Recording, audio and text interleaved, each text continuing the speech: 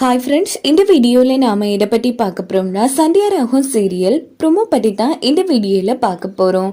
சரி வாங்க வீடியோக்குள்ளே போகலாம். இந்த ஒரு ப்ரொமோ எப்படி ஸ்டார்ட் ஆகுதுன்னா, நம்ம தனத்தோட ஃப்ரெண்ட் ஓடி வந்து சிவராமன் சித்தப்பா மேலே எந்த தப்பும் இல்லை, மாயா லைனில் தான் இருக்கா அப்படின்னு சொன்னதும் எல்லாரும் அதிர்ச்சி ஆகுறாங்க.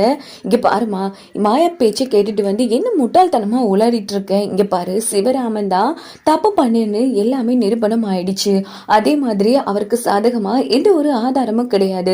நீ என்னன்னா இடையில வந்து புலம்பிட்டு இருக்க, இங்க பாருமா, இதனால உங்களுக்கு எவ்வளவு தண்டனை கிடைக்கும் தெரியுமாங்கிற மாதிரி அந்த பொண்ணு தாயை ஏரியாக்காரங்க சொல்லிட்டு இருக்காங்க. இல்ல, நான் சொல்றது எல்லாம் சத்தியம், இந்த கொஞ்சம் நிறுத்தாலும் மாயா வந்துருவா, கொஞ்சம் அமைதியா இருங்க அப்படின்னு சொன்னதும், இங்க பாருங்க ஐயா, ஏதோ திட்டம் நடக்கிற மாதிரி எங்களுக்கு தெரியுது, உடனடியா தண்டனையை கொடுங்க அப்படின்னு சொன்னதும், அப்போ யார் பேச்சையும் கேட்காம சிவராமனுக்கு வந்து மொட்டை அடிக்கலான்னு போறாங்க. சரியா அந்த இடத்துக்கு நம்ம மாயா செய்யணும், ரெண்டு பேருமே நிறுத்துங்க அப்படின்னு சொல்லிட்டு ஓடி வராங்க. இதை பார்த்து ஜானகி ரகுராம் எல்லாரும் அதிர்ச்சி ஆறாங்க.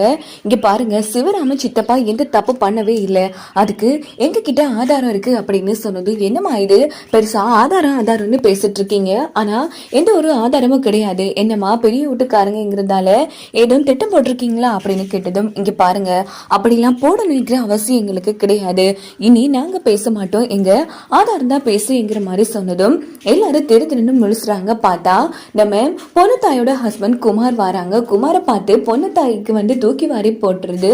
அவங்க வந்து செம்மையா அந்த இடத்துல அதிர்ச்சி ஆகுறாங்க. இவன் எப்படிப்பா ஜெயில இருந்து வந்தா, அதாம்மா ஒன்னும் புரியல, என்னப்பா அப்போ நம்ம வசமா மாட்டிக்க போறோமா? பயப்படாதம்மா, கண்டிப்பா அவன் மாட்டி விட மாட்டா, ஏற்கனவே அவளுக்கும் அவன் புருஷனுக்கும் பிரச்சனையா பிரிஞ்சுதான் இருக்காங்க அப்படின்னு சொன்னதும் சாரு வந்து கொஞ்சம் ரிலாக்ஸ் ஆகுறாங்க. இந்த பக்கம் நம்ம குமார் வந்ததும், நீங்க யாரு அப்படின்னு கேக்குறாங்க. இங்க பாருங்க, நான் தான் இந்த பொண்ணு தாயோட புருஷன், அது மட்டும் இல்லாம எனக்கு பாம்பு கடிச்சுதா சொல்லித்தானே சிவராமனை வந்து கூட்டிட்டு போனேன். இங்க பாருங்கயா, நான் ஜெயில இருந்து இன்னைக்கு தான் ரிலீஸ் ஆன உடனே மாயா சீனும் ரெண்டு பேரும் வர சொன்னாங்க பிரச்சனையை சொல்லி.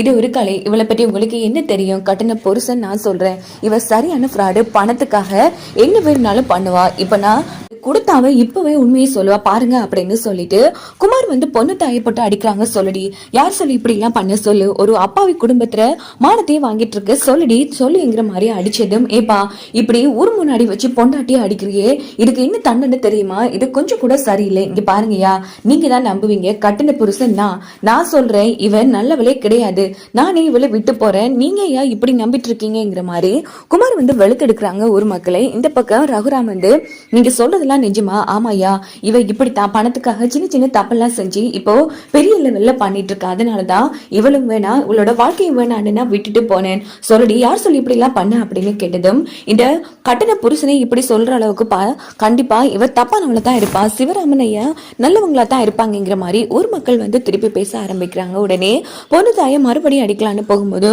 நான் உண்மையை சொல்லிடுறேன், மன்னிச்சிடுங்க, பணத்துக்கு ஆசைப்பட்டு தான் நான் இப்படி எல்லாம் பண்ணேன், சிவராமன் ஐயா மேல எந்த தப்பு இல்லை அப்படின்னு சொன்னதும் எல்லாரும் பேரதிர்ச்சி ஆறாங்க.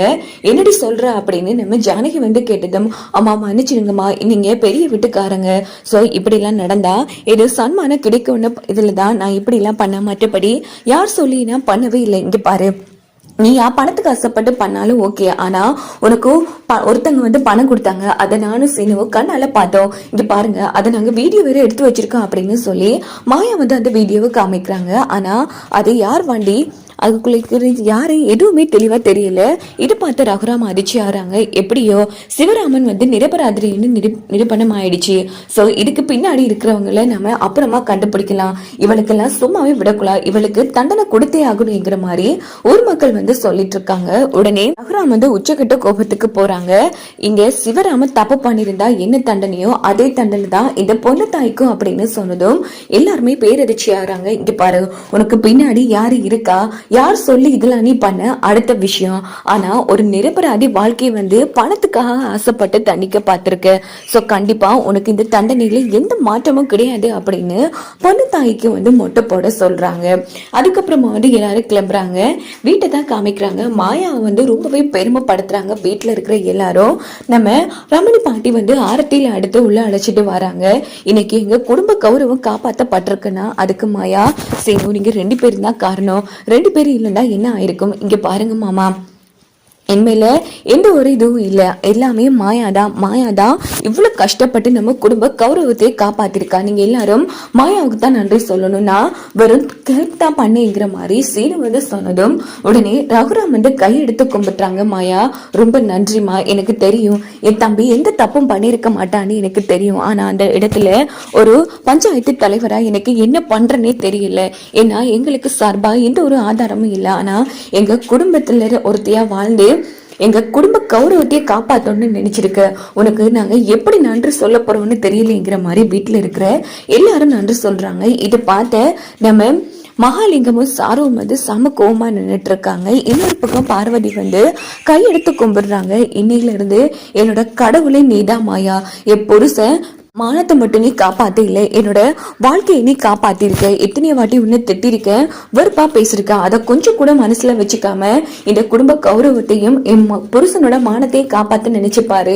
ரொம்ப நன்றி மாயாங்கிற மாதிரி பார்வதி வந்து மாயாவை ரொம்ப பெருமைப்படுத்தி பேச